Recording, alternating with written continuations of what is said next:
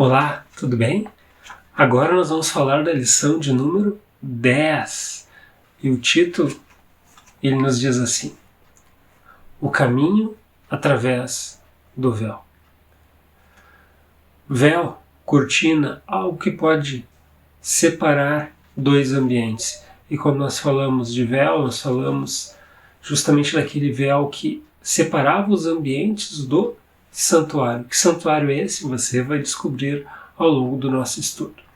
E desde já eu gostaria de ler com você o verso introdutório, aquele verso que abre o nosso estudo. Acompanhe comigo. Cristo não entrou em santuário feito por mãos humanas, figura do verdadeiro santuário, porém no próprio céu, para comparecer agora por nós diante de Deus. Isso aí está lá no livro de Hebreus, capítulo 9, verso 24. Desde o início do nosso estudo, desse estudo de número 10, é mencionado a ascensão de Jesus ao céu. Aquele momento em que os discípulos ficam vislumbrados olhando para cima e Jesus ascendendo. Imaginem só, né? Jesus subindo aos céus. E é claro, Jesus teve vários estágios em sua missão, várias fases. E agora Jesus entra em mais uma fase. Uma fase em que ele assume o direito de ser o nosso intercessor, o nosso sumo sacerdote. Só que, como no verso que nós acabamos de ler, diz que esse santuário que Jesus está diante do Pai, nos defendendo, intercedendo por nós, ele não é o santuário feito por mãos humanas, não é o santuário terrestre, e sim o santuário perfeito, majestoso, aquele santuário que está nos céus. Jesus intercede por nós como o nosso fiel sumo sacerdote. Se você compreendeu isso para dar largada no nosso estudo, maravilha! Nos acompanhe agora nas próximas etapas desse estudo. Até lá!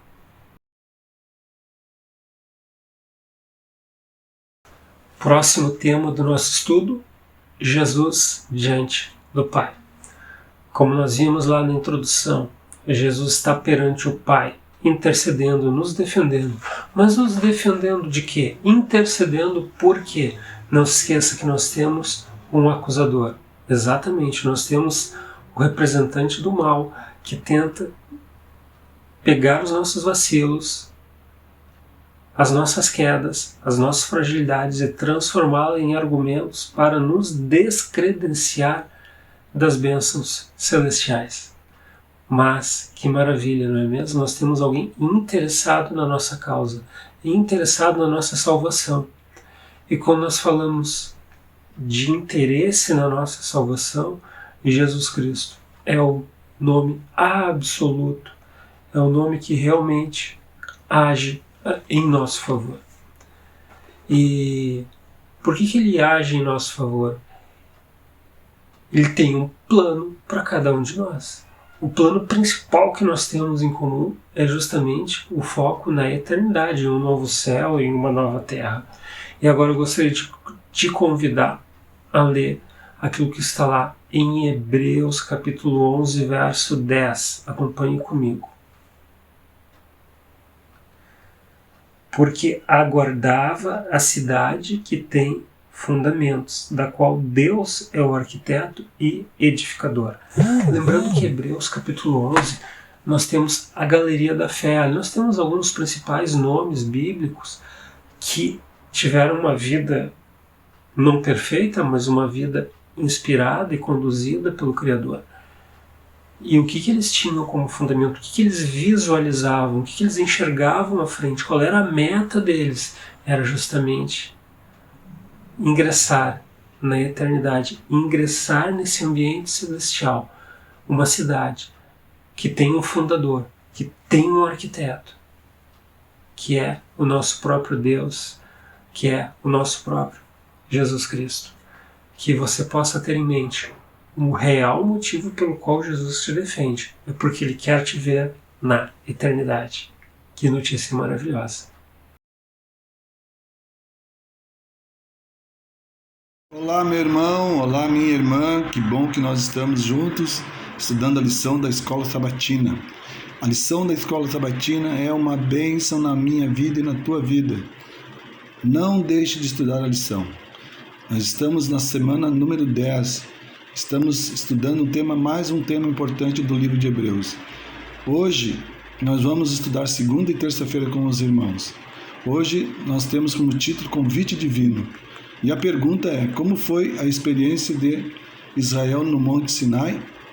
Quando Deus chamou a Israel do Egito, seu plano era criar um relacionamento pessoal e íntimo com o povo.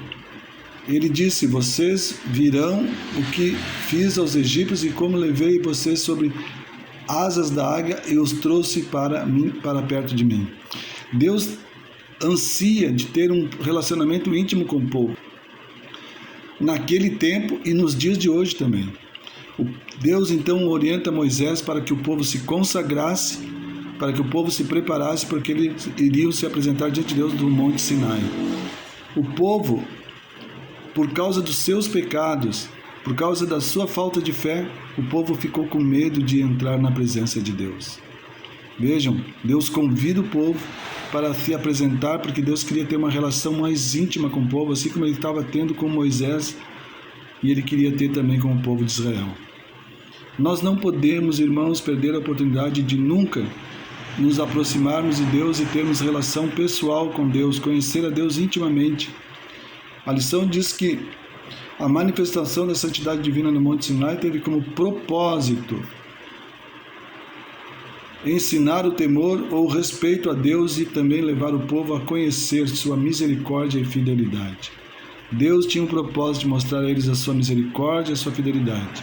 Mas vejam, pela falta de fé do povo, eles tiveram medo de estar na presença de Deus.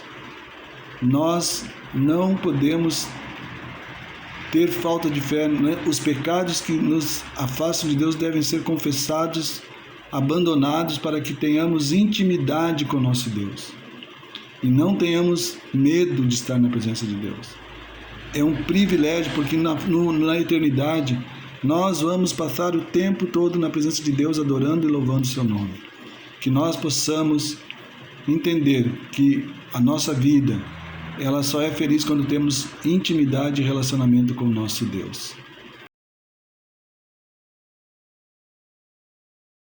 Olá, meu irmão, vamos continuar estudando a lição da Escola Sabatina. Estamos hoje na terça-feira. O título é A Necessidade de um Véu. Os véus têm função dupla. O termo que Hebreus usa para véu é catepetasma, pode se referir à cortina do átrio, à entrada da área externa do santuário, ou ao véu que separava o lugar santo dos santos. Esses véus eram limites que apenas algumas pessoas podiam cruzar. Era uma espécie de proteção. Aqui a pergunta 4 diz assim, que advertência há sobre essas passagens, Levítico 16, 1 e 2. O véu era uma proteção para os sacerdotes enquanto ministravam diante de um Deus santo. Depois do pecado do bezerro de ouro, Deus disse a Moisés que não os acompanharia até a terra prometida, para que não os consumisse, pois era um povo teimoso. O pecado do povo de Israel fazia separação entre Deus e eles. Assim Moisés mudou a tenda do encontro para longe do arraial. No entanto, depois que Moisés intercedeu, Deus concordou em ir no meio deles, mas estabeleceu várias medidas para proteger o povo. Por exemplo, Israel acampava em uma ordem estrita que formava um quadrado vazio no meio deles, onde o tabernáculo era montado. Além disso, os levitas acompanhavam ao redor a fim de proteger o santuário e sua mobília da invasão de estranhos. Eles saem, de fato, uma espécie de véu humano para a proteção do povo, que protegia o povo de Israel. Mas os levitas acompanhavam ao redor do tabernáculo testemunho para que não haja ira sobre a congregação dos filhos de Israel. Os levitas assumiram a tarefa de cuidar do tabernáculo do testemunho. Então, Ninguém poderia se aproximar do tabernáculo a não ser os levitas. Ninguém poderia entrar no santo e no santo dos santos se não fosse um sacerdote ou um sumo sacerdote levita.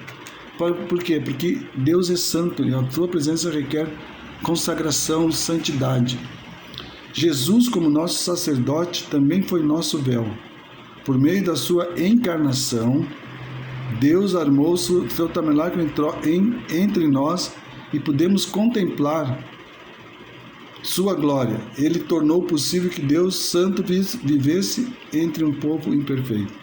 Jesus veio como um véu entre nós e Deus, para viver no meio de nós, para viver conosco e dar a oportunidade para que nós tenhamos comunhão com o nosso Deus. Deus é amor.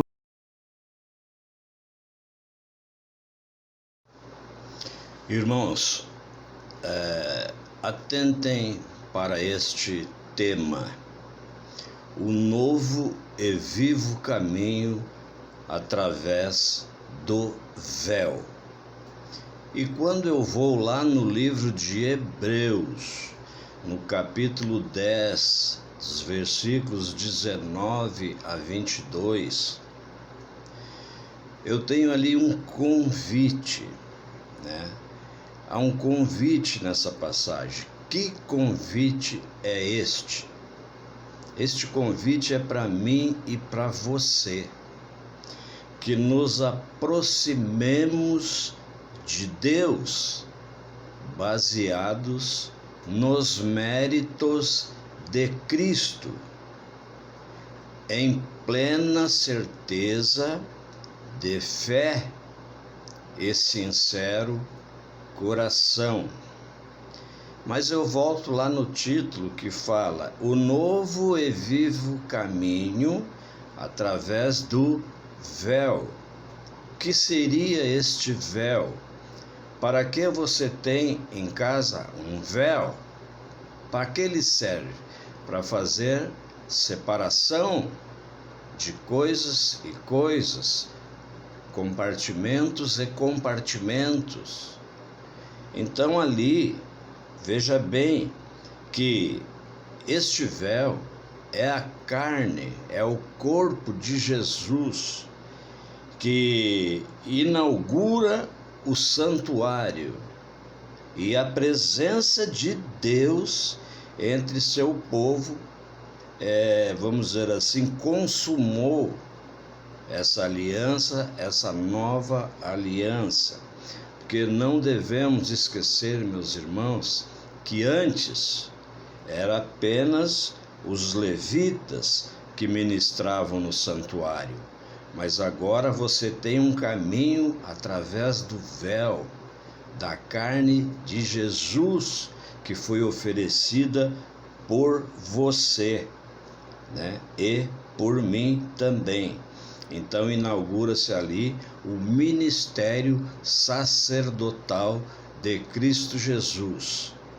Por isso que eu disse para você atentar para esse título, né? Que é um novo caminho, onde nos oferece as oportunidades, tudo nos méritos de Cristo. Que hoje você tem em suas mãos essa possibilidade, estes recursos. Você tem a palavra de Deus, você tem muitos escritos, você vive num país de, eu não diria nem tolerância, mas liberdade religiosa. Então você tem a Bíblia, que é a palavra de Deus, né? Você tem um manual de instrução em sua mão que você pode fazer uso e traçar esse caminho segundo a vontade de Deus até a Canaã celestial, onde todos lhe verão, né? Que bênção, meu irmão, que nós podemos e temos à disposição hoje essa capacidade e essa possibilidade. Que você faça uso, meu irmão, da melhor maneira da palavra de Deus, estudando, dedicando um tempo o dízimo do tempo, todos os dias, para a cada dia se aproximar mais das mansões celestiais através da graça de Jesus Cristo. Amém? Fique com Deus e até uma próxima oportunidade, meu irmão.